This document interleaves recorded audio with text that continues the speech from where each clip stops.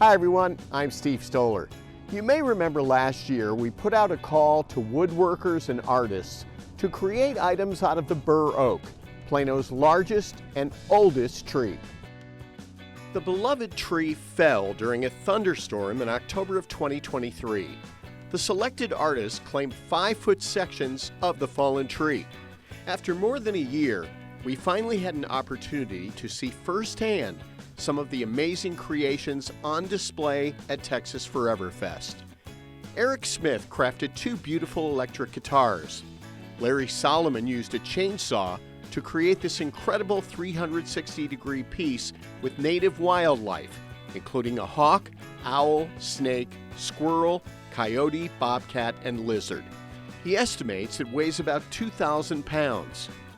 And Steven Siegmiller made this parametric creation designed to resemble ripples in water. Thanks to the amazing creations of the woodworkers and artists, the legacy of the beautiful Bur Oak will live on.